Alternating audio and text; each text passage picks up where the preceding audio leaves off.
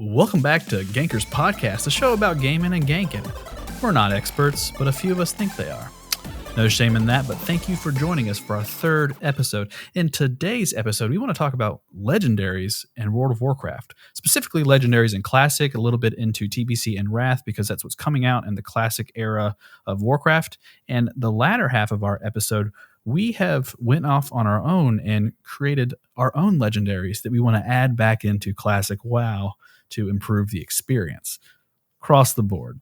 So today we have our normal host. One of us is not here today. He fell asleep, I think. And we have our guys around the room jump in. Here we go. I don't think my legendary item was actually going to improve Classic, but I'm still pretty excited about it. Hey guys. Just saying.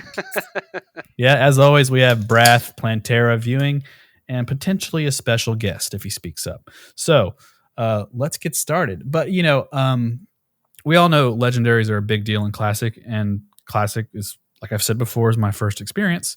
But I want to just quickly go over for the audience. Pretty much everybody already knows this, but there are some that people don't know about, which I learned about today. But what are the legendary items starting in Classic WoW? I think somebody can take that away.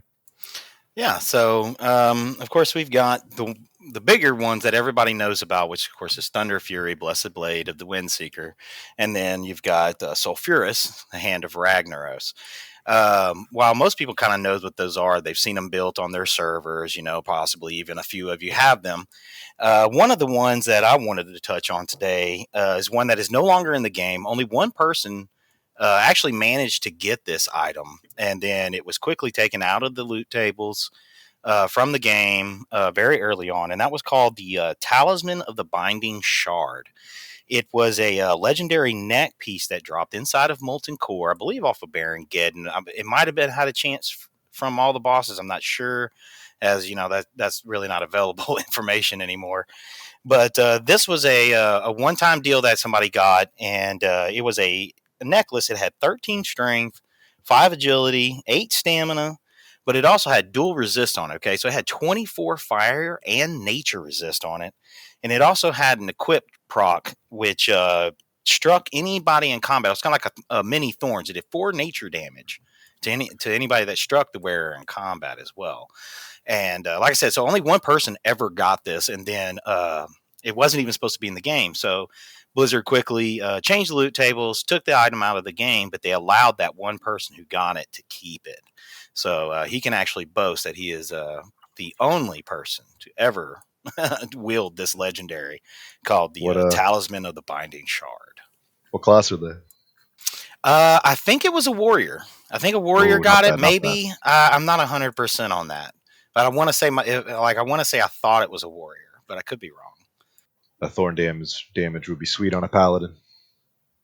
Well, I mean, just the dual nature resist, especially for the time that it was coming out in MC, you get 24 fire and you also get 24 nature. I mean, that's a good neck that you could even use, into AQ, Yeah.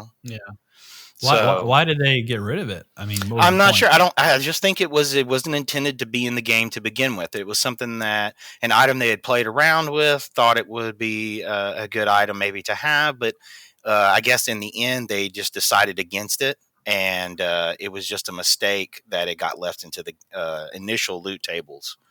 And they went back and corrected that, and as soon as one dropped, pretty much. I was going to say, did they end up deleting it from that character, or does he still have it? I don't really know. I don't know if that character still exists, if he still has it, or what. But I mean, he could be a current player that still has the item sitting in his bank. If I was him and I was still playing, of course, or him or her, and if I was still playing, I would think that would be one item that I would probably hold on to forever, considering that I would be the only one ever to be able to receive it. So yeah, absolutely. Big bragging rights. Absolutely. And then I guess the only other 2 legendaries in Classic WoW are the Scarab Mount and, the 4 different versions of Atiesh, I guess, or maybe more than one. More than the 2, that is. I guess you're right. The Scarab Mount is a legendary. I always just look at it as a mount. I almost overlook it as a legendary. That's kind of funny. Yep. Yeah, so the Black Scarab Mount, that was obtainable during the AQ opening quest line. And you Um, had to farm an extreme amount of these like materials as like a guild within a certain limited amount of time. Yeah, I remember helping with that quest line a little bit. You know, we were there for like the first day, and Mm-hmm. we were a guild that wasn't horde colluding, so Right. we got wiped out pretty easily. Like I think how many shards or Well, whatever do you think we got, or like the carapaces, like maybe what, like 300, 400, something like that. I can't remember. We were doing Yeah, okay, but yeah. we had to spend all our times fighting.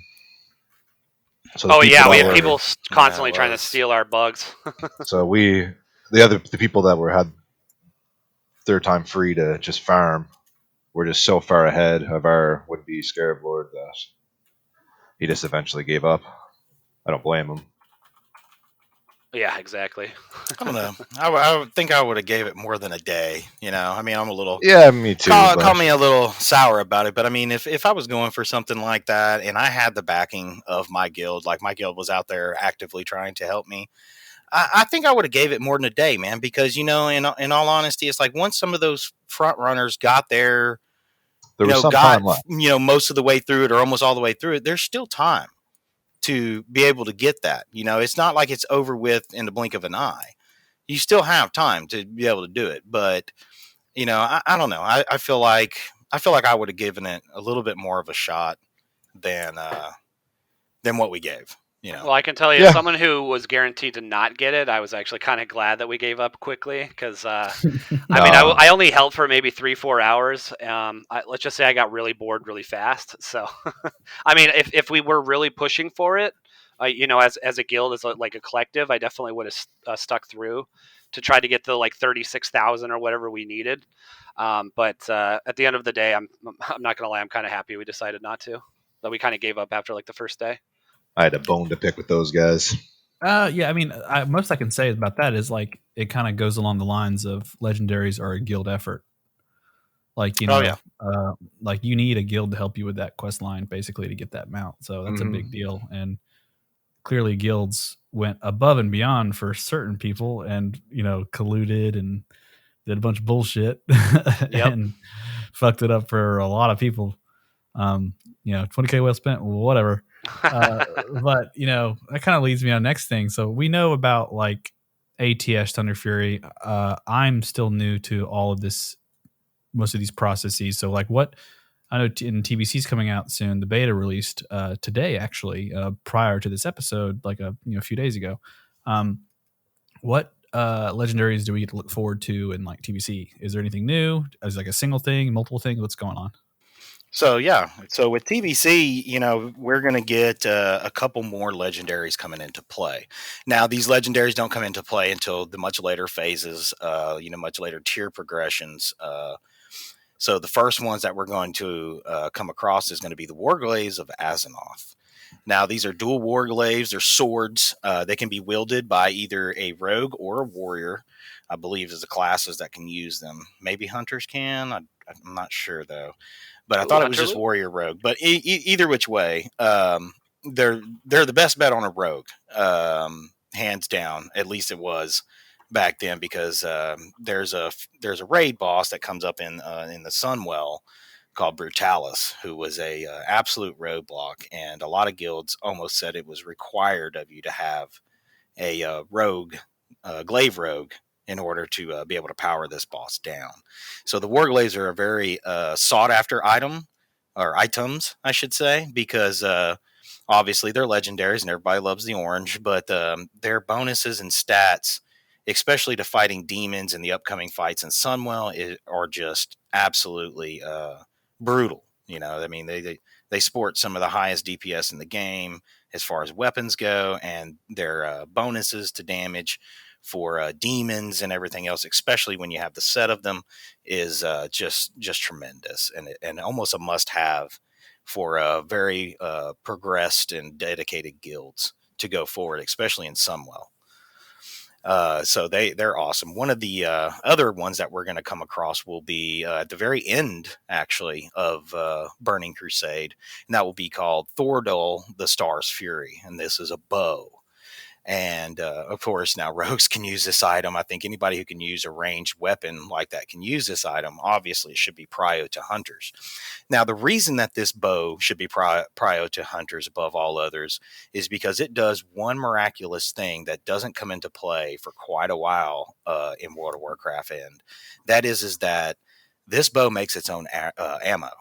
So you no longer have to carry around ammo of any kind of as a hunter, or I mean, as any class really, but as a hunter, you don't have to carry your own ammo anymore. It generates its own, and it's brilliant. So I can tell you as a hunter main, sign me up. I definitely want that. That's insane.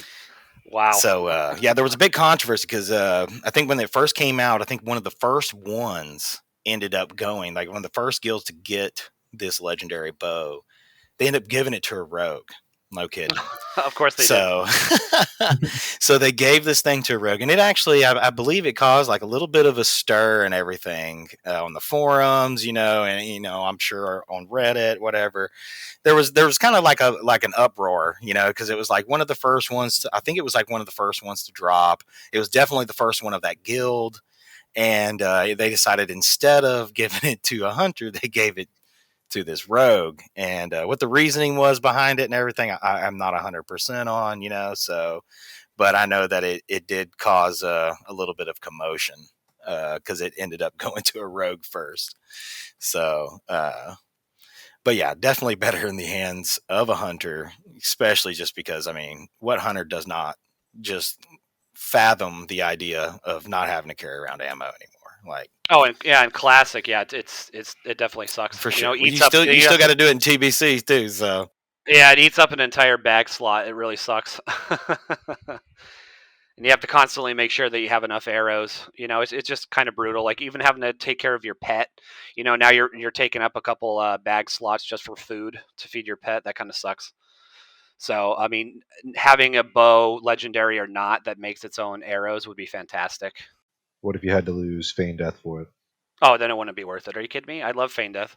If I see any trouble at all, I Feign Death immediately and I run. Do you think I do the same thing with my rogue? I'll go around the corner and vanish. Do you think you spent more on arrows or would have saved on repair bills?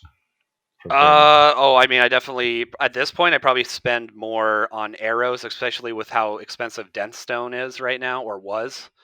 Like it was costing me upwards to like 8 gold per stack of 200. It was just I was getting a little bit ridiculous there. Yeah, it's getting crazy when Nox was just new on the rise. Prices went absolutely crazy on arrows and everything. Now we just got to the bow. I'm sure there's more, right? There's got to be more. I'm not sure there is. No, actually there isn't. So the only two that are going to be coming out are those. Now you do, as far as legendary items go, now you will get to pick up a few of them in the raid called Tempest Keep. So the last boss fight in there, spoiler alert. Okay, so the last boss in there is, Kel'Thas Sunstrider. The leader of the Blood Elves. He has joined Illidan and his forces in the Outland in order to try to save his people, or so he believes. So the last boss fight is him inside of Tempest Keep. During one of his many phases, I believe he has like 4 different phases we have to go through. Anyways, so during one of these, he summons these weapons that come out to as part of it. We have to knock these weapons down and pick some of them up because the mechanic of the fight requires the use of some of these items in order to defeat the boss. And I'm trying to be as vague as I can, so I'm just not trying to ruin anything for everybody.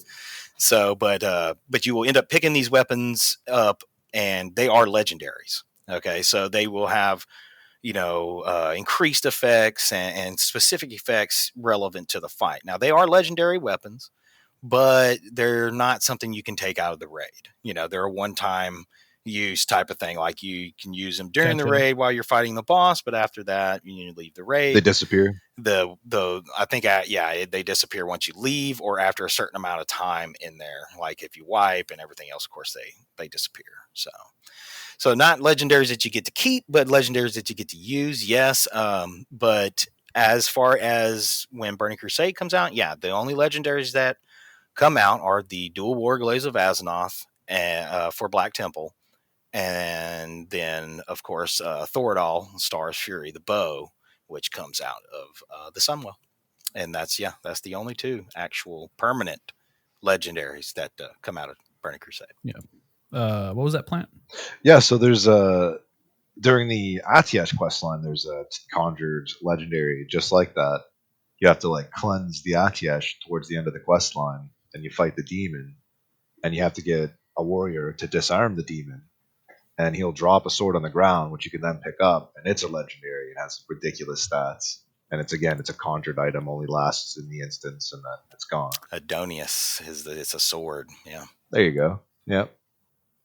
Yeah. And so, I mean, I don't want to get too crazy into obtaining and stuff for TBC, but I know just quickly, like, what do we have to expect from, I don't know, however long it's going to take, but if they do a classic Wrath, which I think would be the end, is there anything there? Yeah. So for for this for Wrath, there comes in I think it's two more legendaries come into play. One of them is called Shadowmourne. Okay, this is a DPS 2-handed axe that is usable by, I believe, warriors, paladins, and death knights. You have to complete a pretty good lengthy quest line, gathering several items along the way in order to complete this, as well as completing some of the Ice Crown Citadel raid. So, and also just kind of like Sulfuris, where you had to actually build the epic hammer first and then combine it to get the legendary. This is the same way with the Shadowmourne. You will have to have a certain weapon and then a lot of the raid components and things like that in order to obtain the weapon. That is for Death Knights, Paladins, or Warriors who reach a certain reputation with one of the factions inside of Wrath of the Lich King. The other one that is there is a healing mace, actually, that comes out of the raid for Ulduar. And that's going to be called Valinar. And it's Valinar, Hammer of the Ancient Kings. It's a one-handed mace that's put together over the course of the raid, and you gathering kind of like a Tish. You're going to be gathering fragments of this. You have to get 30 of them from the bosses inside of Ulduar.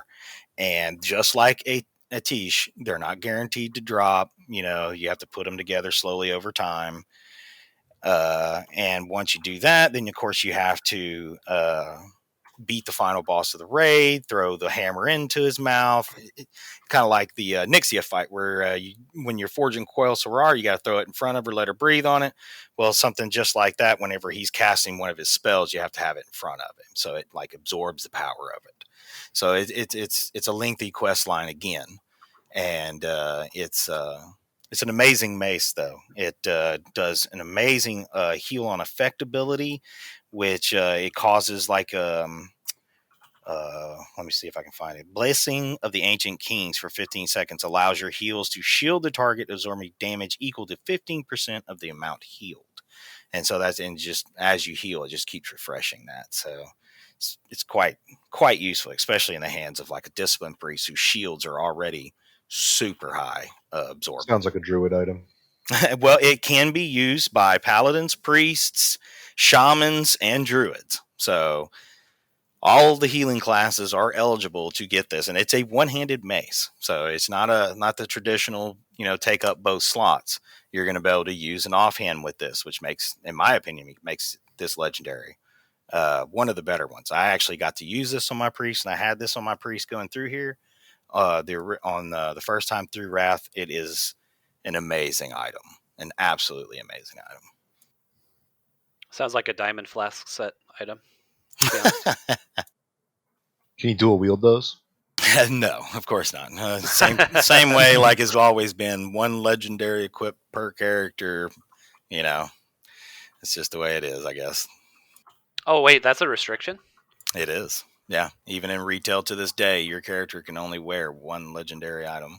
So didn't you say in TBC their warglaives were Yes. Now plural? they are a set. That's a special case. Okay. So they also Okay. did this in Legion as well. When Legion came out, there were dual daggers, dual swords, things like that were part of what they would consider one legendary item, right? So, like the warriors could switch it between two-handed swords, two two-handed swords, one-handed sword, and a sword and shield, right? Well, that was the same thing. It adapted to whatever spec you were at. So for rogues and stuff, it was dual daggers or dual swords. I see. Okay. That makes sense then. Okay. Now, real quick though, legendaries are obviously a big deal in the game. And I think it sounds like they smoothed the process out a little bit for some of these, made more sense. But I know in Classic, it's kind of weird. So, like, from my experience, it's like really easy to get a legendary or super, super fucking tough. So it's all RNG based, right? Pure RNG.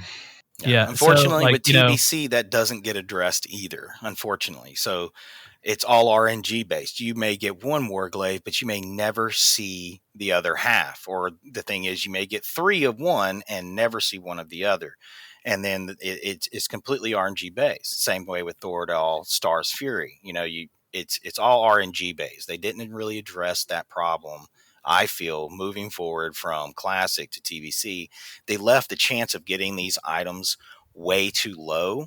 I understand they're legendary, so they should be, sparse, but the way that, it's just a simple drop. That's all it is. In TBC, there's no like extra quest line or anything like that. It's a drop. That's it. There's like going out and building one or doing this, that, and other. It's a drop. And that's it. That's the only way you get it. The problem with a drop based is it's a little bit exaggerated when you got to build 2. You got to get 2 with the drop, like for the bindings or for the glaives. It just kind of exaggerates the problem because now you got to get lucky twice, not just exactly. once. And not just lucky, you got to get Powerball lucky. Like you have a better chance sometimes. I think putting the dual Warglaives together, I think you got a better chance of hitting like a high Texas Powerball than you do to actually put these 2 weapons together. When I was raiding through this, we saw one Warglaive.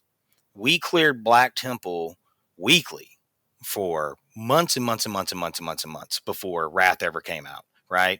So we were in there month and month and month. Even when we had Sunwell on farm, we would go back and try to get the other half of that Warglaive for this rogue.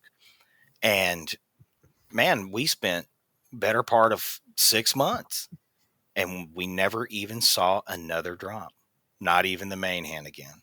And, it moving into Sunwell and stuff, like I was saying before, a lot of these guilds, like it almost requires you to either play almost perfect during this boss fight and some of the ones after it in order to beat them without having a glaive rogue. Like it was that important to some guilds. Some of the other ones, obviously they could do it without it, but how many of these guilds are that coordinated to get through it? Most of them are going to need some really big pumper in order to carry them through a fight like that. And it's no shame, this is what all guilds pretty much do with it. They get one rogue or one person who's the most dedicated or whatever, highest DPS, whatever your criteria is to give the person this item.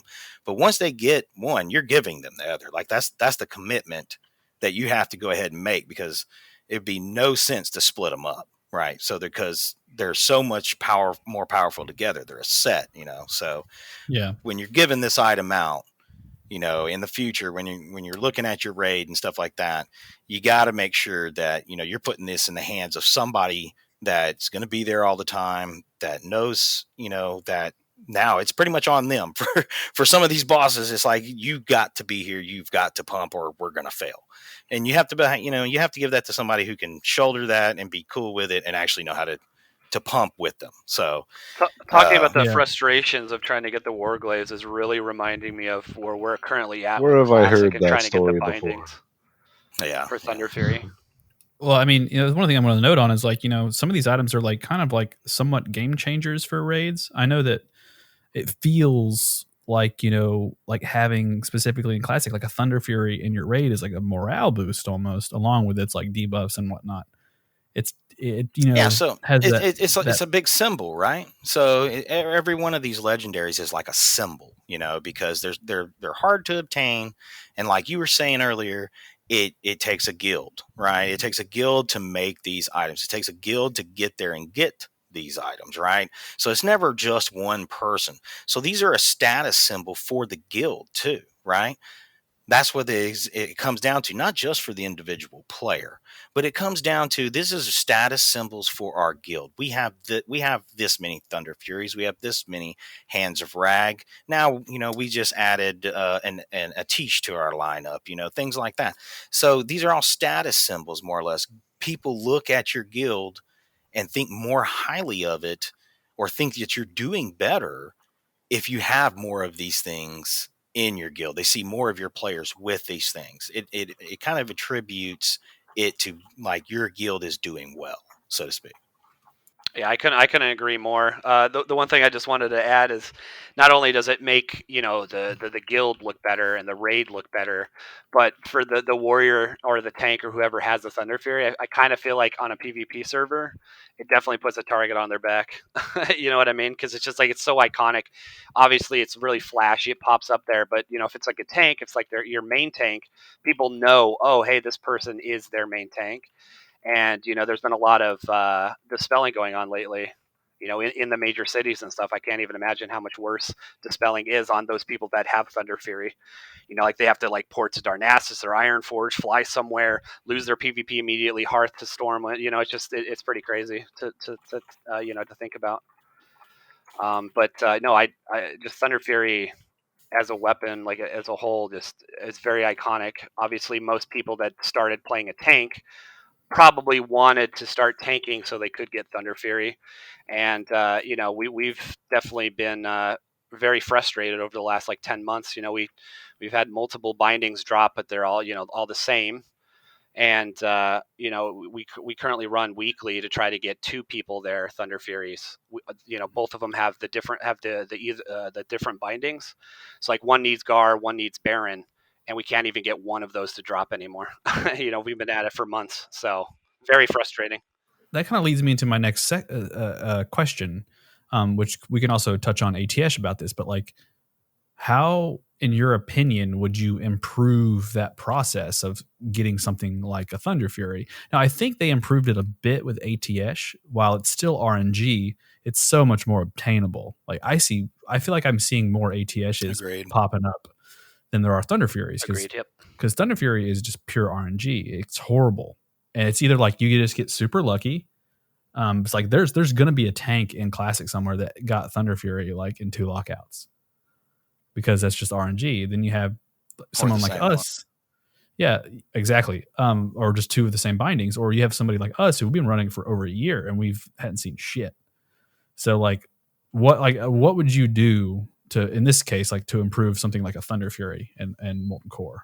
Yeah, I think the ATS is definitely where it's at. I got to celebrate 40 times while collecting each of those 40 splinters.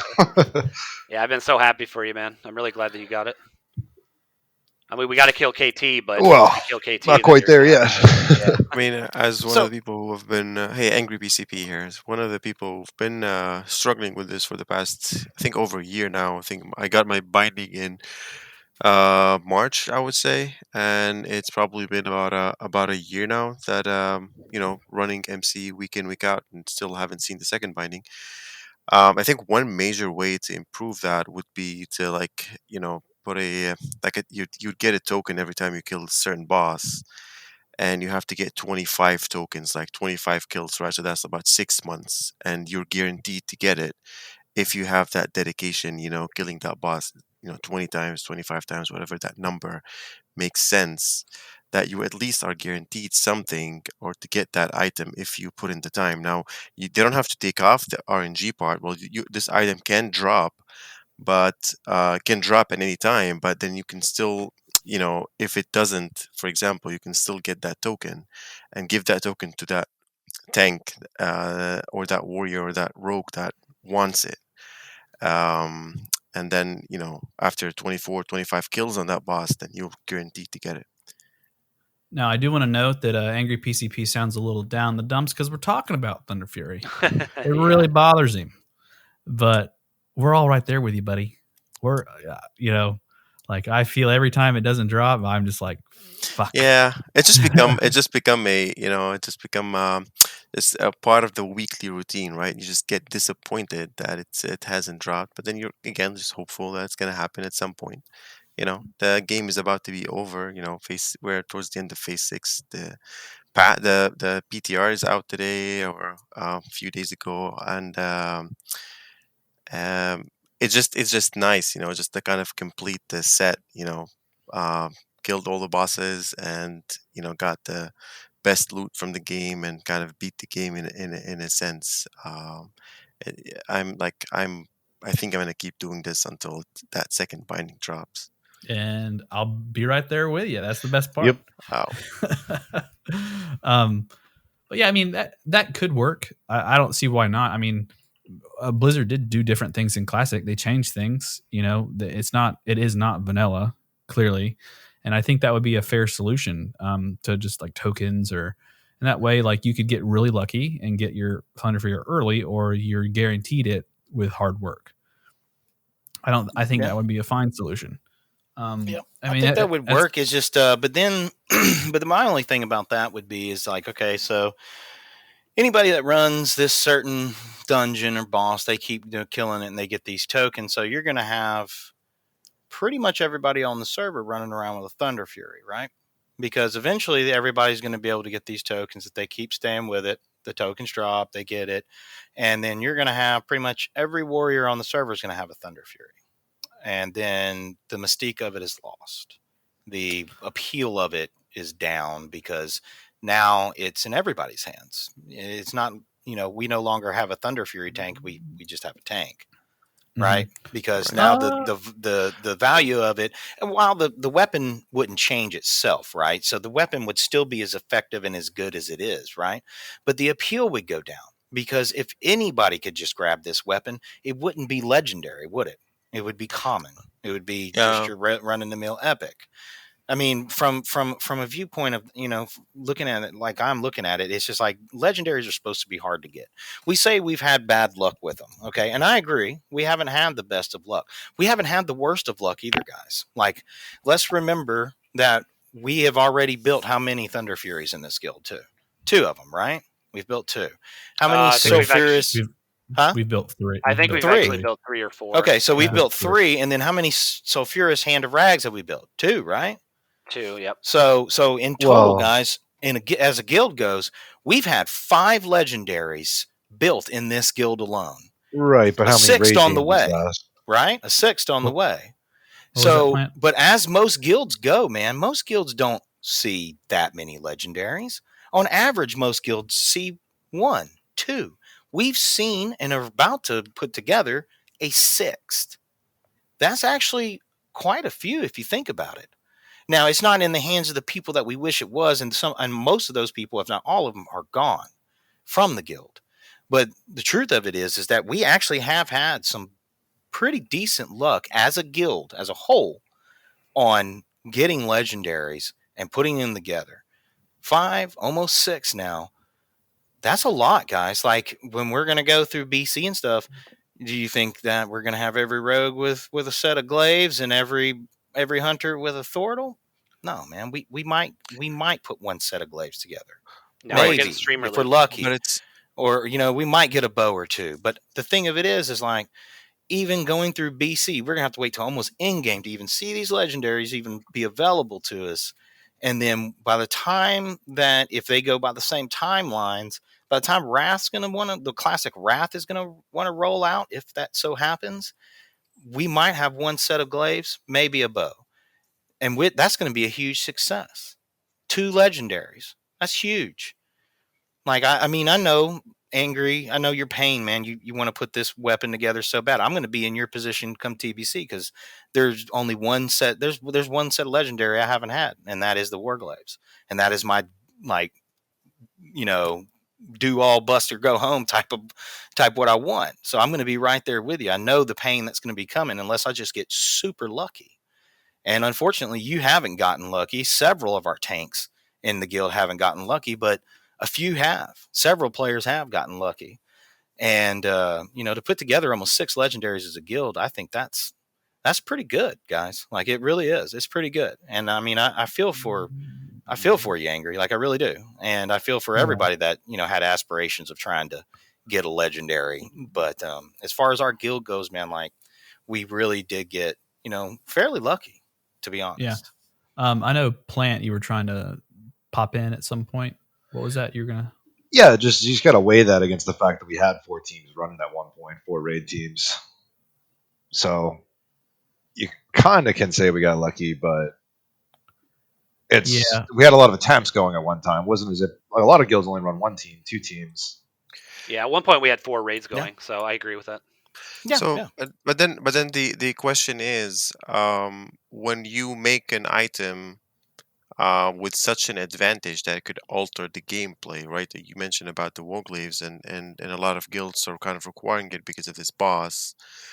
Then you put RNG as the determiner, what I'm looking for, like the determining factor to succeed at the game, or gain that significant edge at the game. And I feel like to some extent that is unfair. Now, if this item was not so game altering, or if it was just some item that will give you the bragging rights, right? Like the mount. The mount, right? So that mount, yeah, you will get that bragging right. It's not going to change your game.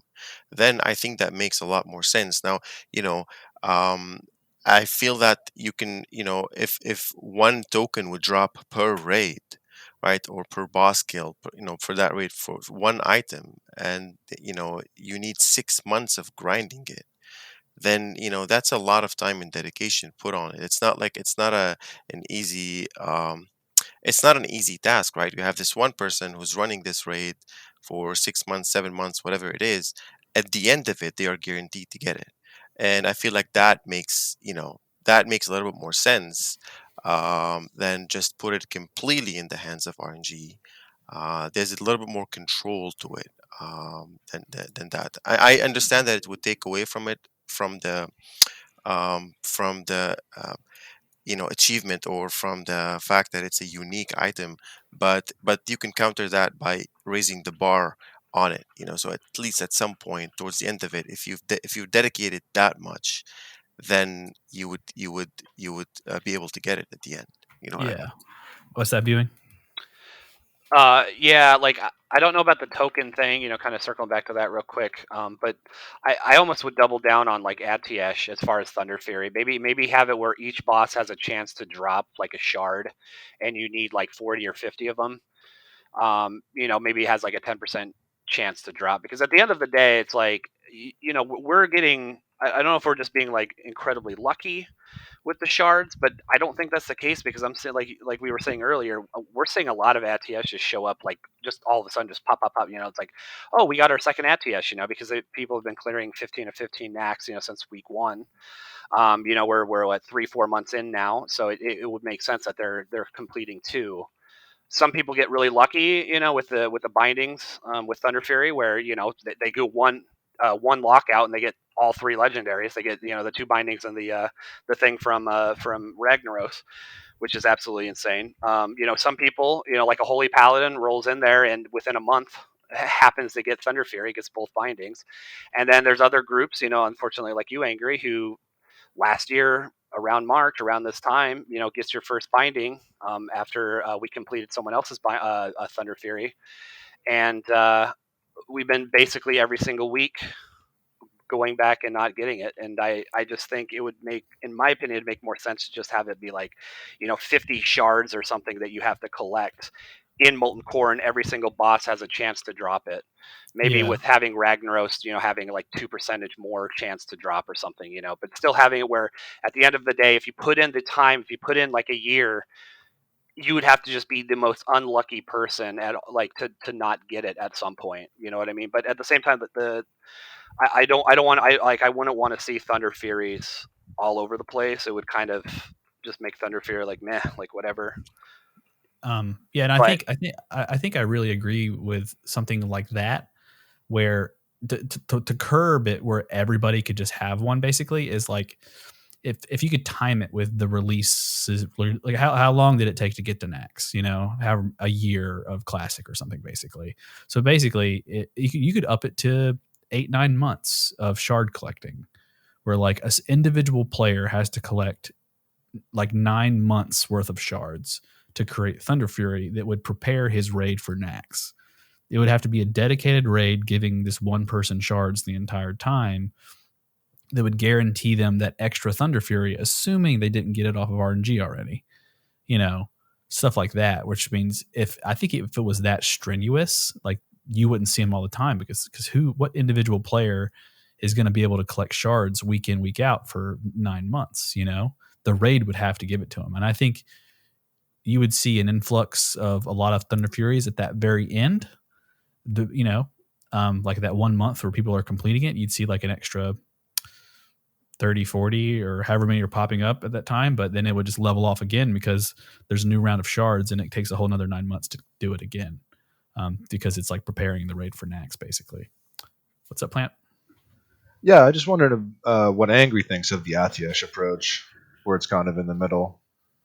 Some RNG, but some guaranteed amount. Well, not guaranteed, but you will It's get lucky. guaranteed off the bosses, though, right? The base and the head piece, right? Right, yes. RNG's off of that, but the splinters is still RNG, just broken into many little...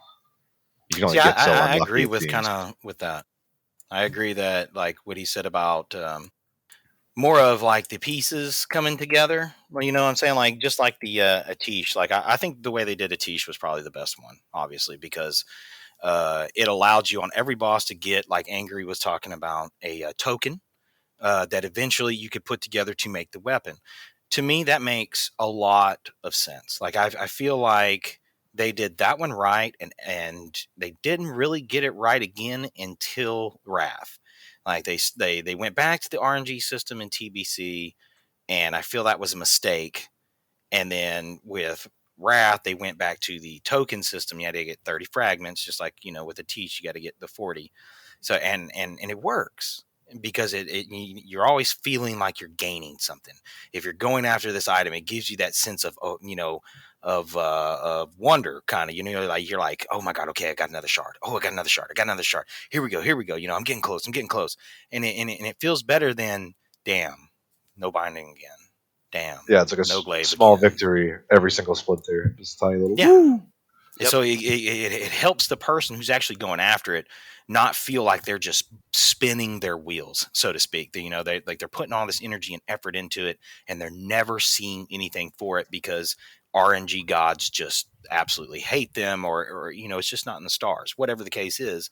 But with the system that they put in place with the Atish, and then skipping ahead, the system they put in place with the Valinar, were great. Like they revolved around not only a guaranteed couple pieces, but then they also revolved around a little RNG getting a piece that could be dropped off of each and every boss, though. So, it was just like each boss you had you were getting closer, or had a chance to.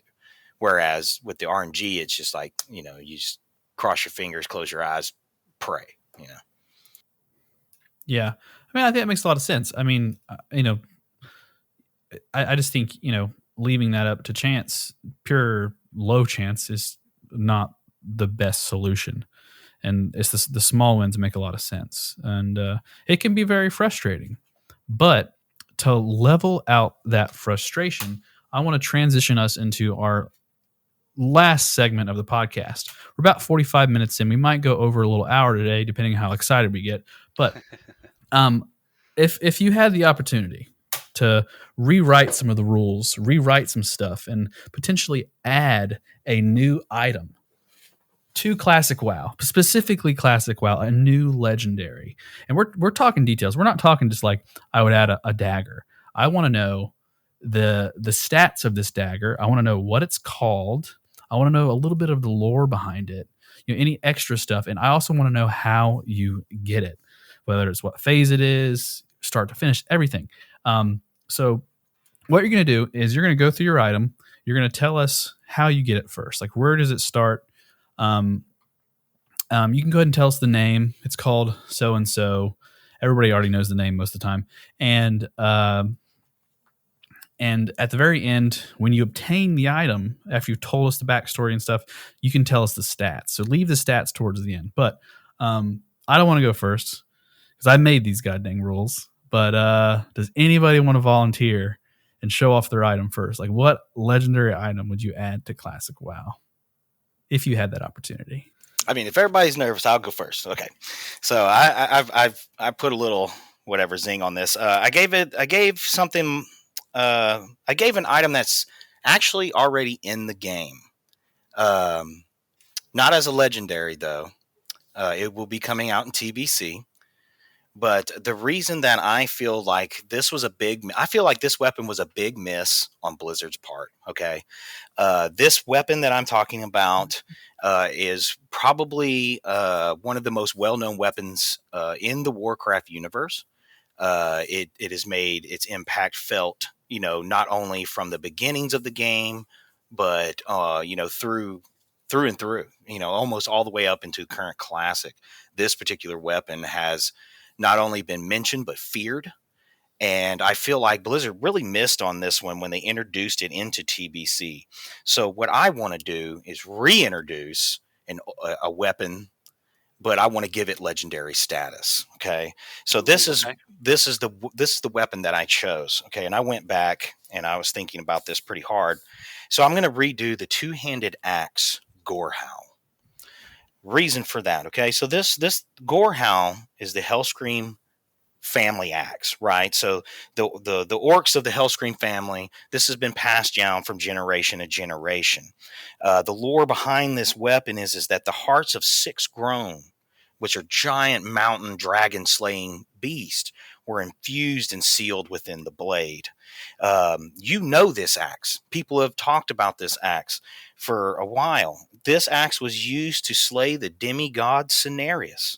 It was used to slay the pit lord Manaroth, which facilitated the orcs' escape from Outland. This axe is one of the most feared and notorious weapons to ever grace Azeroth and beyond. Like, this is one of the most deadly weapons to ever come in, and that's why I feel like Blizzard missed on this weapon, not making it legendary, because the history behind this axe, the lore behind this axe, what this axe has done, what this axe has seen, is legendary just on its own. And one of the things about this axe, and eventually a little, forward forward through time, this axe was also used to kill Karn Bloodhoof. Okay. So, and then also this weapon, Gorehound, it got its name because it's got notches on the top of the blade, which when it was swung, it whistled kind of. And it was such a loud whistle, it was even considered its war cry. And it was essentially how the axe was named. So in order to get this weapon, what you would have to do is you would start back in the Swamp of Sorrows. Everybody knows this NPC pretty well. It's the hero of the Horde, right? The ghost who stands on the border between the Swamp of Sorrows and the Blasted Lands. So what better NPC to hold this quest than one that may have passed, Grom Hellscream himself as he coming through the portal. So what you're going to be required to do is gather special materials such as demon bones, orc bones, elemental sharpening stones, and lots of arcanite bars in order to reforge the hilt and blade of this weapon. You must bring it to the master orc blacksmith who resides in the Badlands, who will reforge you a new axe out of the materials and the old blade itself. In order to activate, he will give you a reforged axe. He will also tell you, in order to reactivate the grown hearts within, some equal creatures of Azeroth, 6 of the elite giants, he must also kill in single combat and bathe the axe in the hearts in order to seal in the magic. Once this is done, you bring the blade back to the orc blacksmith to get a blood-infused axe. From there becomes the greatest challenge that you will face, and you must face this as a 40-man raid as you go back to the Blasted Lands to face Lord Kazakh. You must kill the Doom Lord with the axe to seal the enchantment and receive your legendary Gorehowl. God damn. For its stats, I have it at item level 96, which puts it a little high. But it is a two-handed axe with a speed of 3.7. It does 313 to 483 DPS. 300 or 483 damage for a combined total of 105.85 DPS. It grants you 41 strength, 20 stamina, 2% crit chance, and then its legendary effect is a chance on hit to trigger Bloodlust. What that does is you gain 10 AP, which stacks 10 times for 6 seconds when in Bloodlust. It also increases the damage you do by 3% for 6 seconds, stacks 3 times. But its downside is that you lose 3% of your hit point every second while under the effects of Bloodlust, and it also causes you to take 15% more damage from all sources. It bleeds the axe's animation will bleed like it basically bleeds. That's the effect that it has. It looks like it is always bleeding, and when it swings, you can hear its war cry. So, like I said, I really feel like with all the history and stuff behind this axe, I feel like Blizzard missed it, and just really, they kind of put it as a kind of like a normal weapon almost. But for everything that it's done, I mean, the things it's killed, the people it's killed. I mean, this weapon is like, I mean, it was probably like the wet dream of every orc growing up. Like, I just don't see how that this weapon did not become a legendary. So if I had my choice, this is the weapon that would become legendary for Classic. Damn, is that like a horde kind of thing, basically? Then, I mean, it could be. I thought about that, but I didn't limit it to that. So just kind of like any of the weapons that can be put together in Classic. If you're of the right level in the right class, obviously one of them that can use a two-handed axe, I feel like it could be available to both, because the hero of the Horde Alliance can also speak with and get a quest from too. So I figured that was a perfect NPC, since he was already kind of integrated that way to be able to talk to both sides, that he would be the perfect NPC to kind of facilitate that due to his location and everything else too. Cool. That's pretty awesome. I mean, that would be like, I mean, it sounds like it would be a big grind to get too. I mean, so you really thought about that. Oh my God. My legendary is nothing anywhere near that. I was trying to let y'all go first, man. I mean, speaking of your legendary viewing, what'd you come up with? Oh boy. Okay. So, my legendary is kind of more of a trolley item, which is totally fine. It definitely is nowhere near as in depth as Brass there. That was absolutely insane. Well done.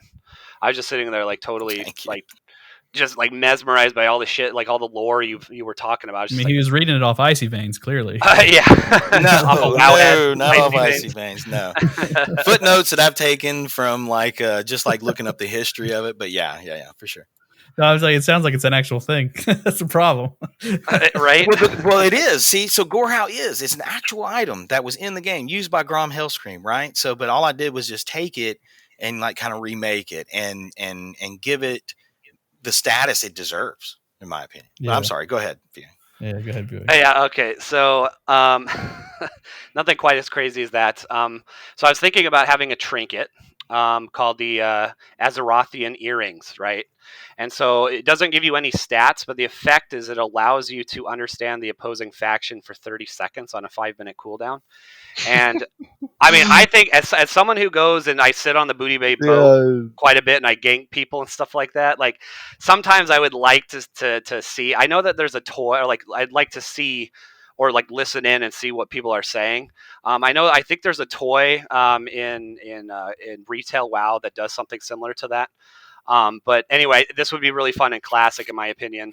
And so what I was thinking that what you'd have to do to get these earrings, this trinket, is you would start off as an alliance in either Goldshire, or the Horde would start off at Bloodhoof Village. And basically what you'd have to do is you talk to like a level 1 character, and you have to go and kill every single raid boss in the game. And then you have to collect 100 crystallized fragments from each of the bosses. So obviously not each boss drops 100, but throughout the entirety of Classic, you would be trying to collect these crystallized fragments. And so at the end, after you've killed every single raid boss, and that does include, some of the optional ones, like an AQ40, even ZG and AQ20, I'm going to require you to kill each one of those once. And then throughout the entirety of Classic, you would just keep killing until you got your 100 crystallized fragments. Each boss would have about 10 to 15% chance to drop upwards of 2 fragments. Basically, what would happen is once you collected your 100 fragments and killed every single boss, you'd go back to that guy. He wouldn't be there. There'd be somebody else that would tell you, oh, you need to go to an undisclosed location. And once you figure out where that's at, Alliance would go somewhere in the Barrens, and the Horde would go somewhere in Westfall. You'd have to run over there, and you'd bring your 100 fragments. And once you find the quest giver, wherever he happens to be in those 2 areas, basically you show that you like proved your worth and that you're strong enough because you have these 100 fragments. Basically what you have to do after you talk to him, he goes, sweet, one more quest, get an entire raid or multiple raids. You got to go kill for Alliance, you have to go kill Thrall, and for the Horde would have to kill Bolvar. Once you kill him, you come back to him and he would give you the earrings. Is kind of what I came up with. Like I said, it's a little bit kind of trolly and probably a little bit lame, definitely compared to yours, Brath, but I think it'd be really amazing in Classic for 30 seconds with a 5-minute cooldown that you could like listen in on what people were saying. Like you could be out, outside of like here, I'm like a gnome rogue. It'd be really cool to stand outside the gates of Orgrimmar, watching these people dueling each other, and you could like listen in, for 30 seconds and see what they're saying and how they're reacting. Maybe you go in there and you gank them a few times, and you can hear some of their yells, see if anybody even cares what you're doing, or maybe they're coordinating like, oh, I heard he was in the mage tower, like that kind of stuff. I think it'd be really cool. Right. No, So that'd be awesome. I think that would be cool to have. See, that's another very- item I think they kind of missed on was like the orb of deception. Why not have it where you could, when you transform into the opposing faction, why not just have it where you could hear and understand them? So I like that idea, actually. I really do, because it's like it's just like another item that they really kind of could have had and already had the basis for it, but they just kind of missed on it, So I like that, actually. Yeah, no, it's funny because I got the idea basically just from theoretically you can speak to the opposing faction if you know like the special characters, like different alphabets and stuff. Like you can theoretically in a weird broken English you can communicate with them, through yells. Like I always say, like honk honk and stuff like that. But when I'm yelling and people like from the Alliance, they don't see honk honk, they see some random letters, and special characters. Mm-hmm. And I just think it'd be really cool. If it was going to be like, like really toxic or whatever, it would be 30 seconds you can listen in, but also talk to them. But I don't like that idea. I just wanted to have it where you could listen in and see what they're saying. But I agree, like, the orb of deception was kind of a missed opportunity for something like that. Yeah. That's pretty awesome. I'm going to keep us moving along because we are an hour into the show. I had a good conversation so far. But Plant, you want me to take the next one? You go last? Yeah, go ahead. All right. Okay. So I'm pretty excited about this one. Yeah, I also did. It's kind of a selfish item, to be honest with you. But I also did a legendary trinket. And I don't know shit about WoW lore, so I made it all up. I don't know nothing. I like it. Yeah. So this item is called the Spirit of Sariana. It's the Holy Spirit of Althalos, the Divine Paladin, created from the love and protection from his love, Sariana. Okay, so this is a trinket, right? All right, so this is how you acquire this trinket. It's a qualifying quest chain. So at level 50, a paladin can start a new quest called Dreadmass. It is to kill 1,000 Dreadmass minions in Eastern Plaguelands to acquire a Lightfold, a unique item that has a mysterious glow. Upon attuning to Molten Core, you will be able to start the quest The Eye of Light, which you can combine the Eye of Divinity with the Lightfold to acquire the Eye of Light. So this would also make paladins want to get the Eye of Divinity from priests. Just, I don't know, I threw that in there, whatever. Once you have the Eye of Light, you can pick up the quest from the Divine Servant, a hidden figure within Molten Core. The qualifying item to see this person is the Eye of Light. From there, you can pick up the quest, The Veiled Sea. Now, head over to the Outer Sea, an island over off the coast of Kalimdor in the Veiled Sea. To activate the Eye of Light to show the Dead Charter, a ghostly ship to take you to the Veiled Island. You can pay a charter from Desolus 5,000 gold to arrive on the island. And the undead ghostly guy that you see says, this is a hefty fee to bring your friends. It requires you to kill the ghost of Dreadmass. It's a 40-man raid boss, the unholy Death Knight who betrayed Althalos. He will only be summoned by showing your Paladin Eye of Light on a level 60 mount. You must have your full mount speed activated while you're using this item. Slaying the ghost grants you the Sword of the Veiled, which can be put in its rightful place at Althalos' grave on Mount Hyjal. This is where Mount Hyjal would have been a thing in Classic. There's a grave up there. The Ghost of Althalos will appear and give you the next quest, which is called the Divine Attunement. Right? Now, to complete the Divine Attunement, this is quite a grind.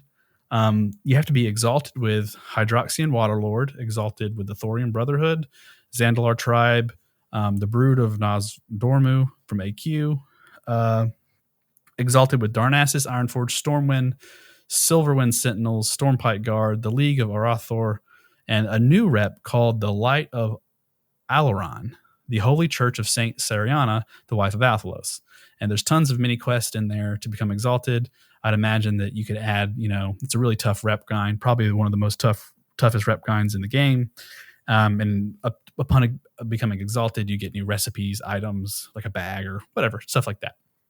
Now, once you've became attuned to all these different things, you can return to Mount Hyjal to start the quest Justice of Sariana.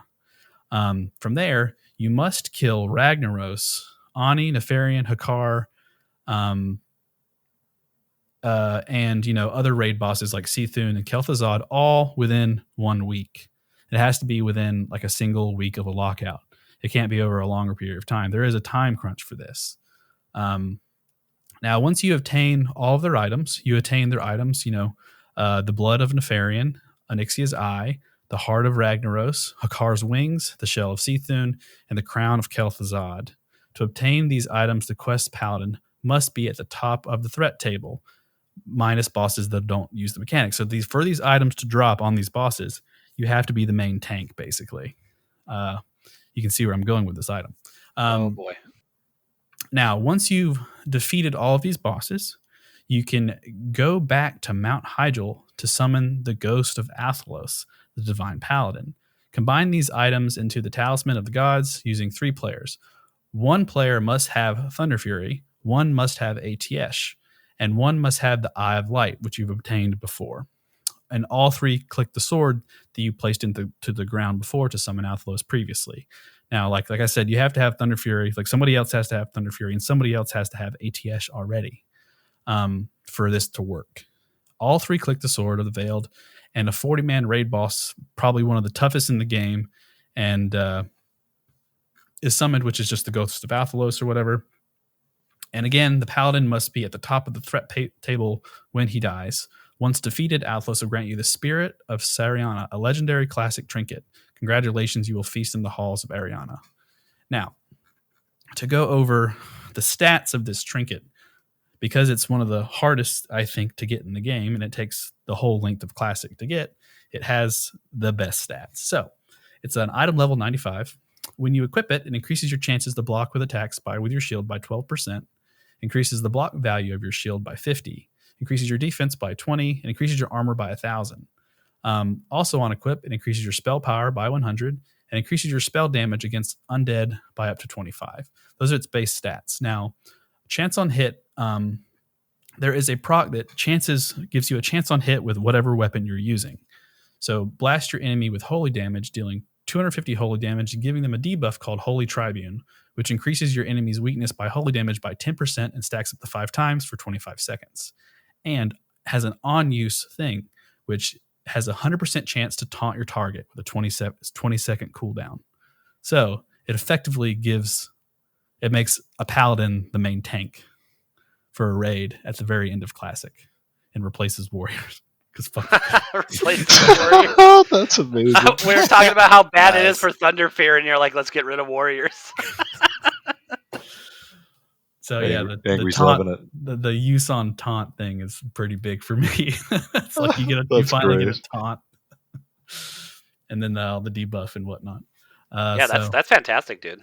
I love that item. That's very cool. Very cool. Sounds like a fever dream you had or something. Nah.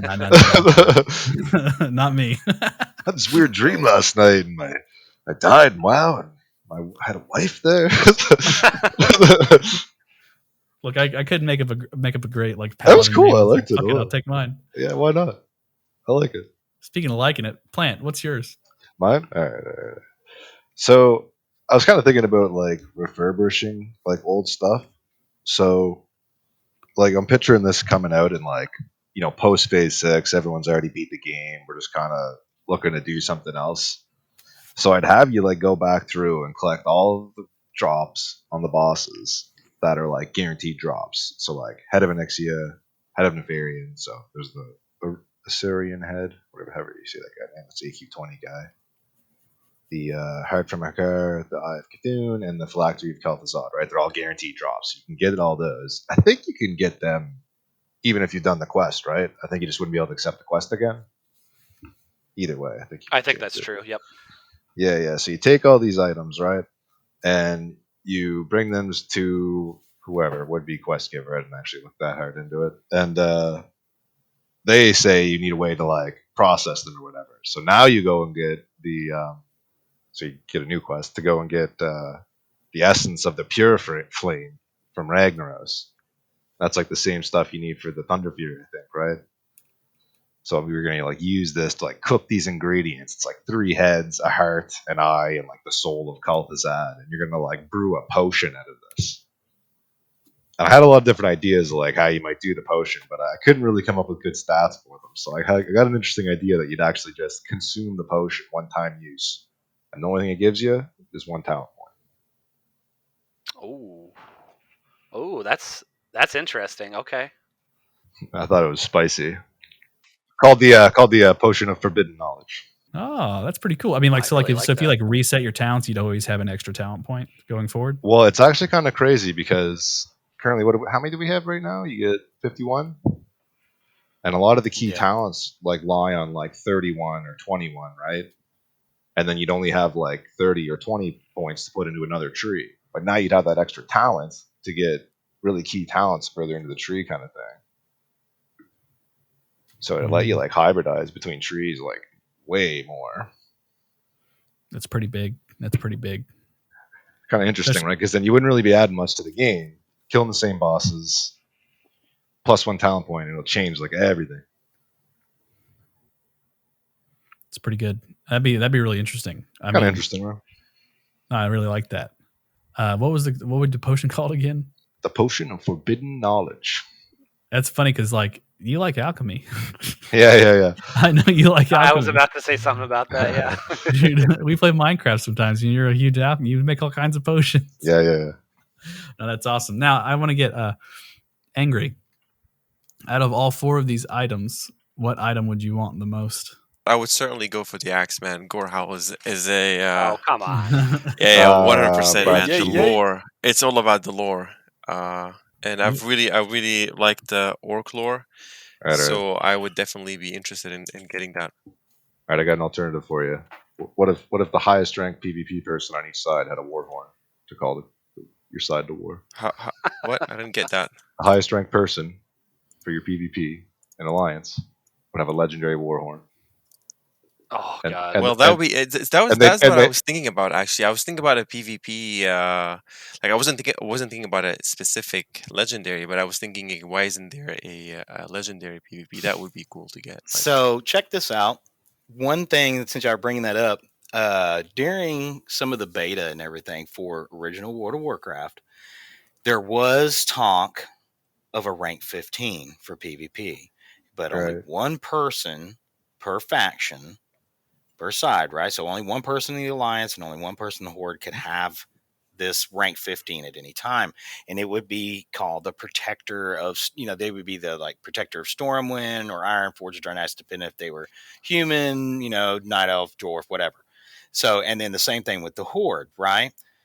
And the ability that they talked about giving them was a teleport to major cities if you were this rank, right. so they could essentially be the kingdom defenders, right? So, and that's why I wanted to mention that, because it was just like, you're talking about PvP items. That was one of the things that that was, the rank was actually put into the game. Okay, because that got data mined out and everything else. And I think they originally released some information that had rank 15 on it. They eventually pulled it or whatever, obviously. But so that was going to be part of the game, was that for being so high on PvP like that, they were going to give you a teleport to the major cities, in essence, to help defend. So a mage would troll it and always be rank 15. I gotcha. Well, in Classic, man, in the original Classic, Shadow Priests were just ridiculous for PvP. I mean, it's no different now, really, but even more so then, because, lack of understanding of classes, and then how things really, went off in the beginning. But if you had a skilled Shadow Priest back then, you were untouchable in PvP. I think the Warhorn should, if like, let's say you're getting ganked by Horde, Alliance, whatever, you call your Warhorn, it automatically teleports everybody online on your faction to you to help fight. Well, okay. I was sort of what I was thinking. That would be a really hard mechanic to put. I thought that was a bit extreme. So I thought it would just like say, your war leader summons you to Felwood. You know what I mean? It would just say that. Well, think about how OP that would be. You could get on a Zeppelin and just be like, or the boat, and then summon everybody as the boat's leaving and everyone's in the water. I can see that being trolly. I think it would be cool if it had like a 1 month cooldown, something crazy. So that'd be awesome, do it all the time, Yeah. Like, so you could be on the boat and you could summon people to you. Like, and it summons up to 20 players, and then it caps it. Nobody else can come. So people can just accept it and really quickly. That'd be kind of crazy. But that's awesome. I think we did it again, guys. This is episode 3 of Gankers podcast. About an hour and 15 minutes in, no big deal, a little overtime, but I think we had a good conversation. As always, guys, thank you for listening to the show. Thank you for being a part of everything we're creating here, and let us know your thoughts. You can find more info about us down in the description, our Twitter, all our different feeds, and you can kind of give us your ideas about what legendaries you'd like to see. I'm really disappointed that Angry doesn't want me to get my Trinket because he doesn't want me to be the main tank, but I get it. It's okay. Or maybe there's something y'all want us to discuss. Drop us a line. Let us know what you would like to hear us talk about as well. Exactly. You know where to find us. You can find our Discord channel in the link below as well to talk to us directly. And we will catch you in the next episode of Gankers Podcast. Thanks, everybody, and thanks guys, Angry, for being here. Thank you.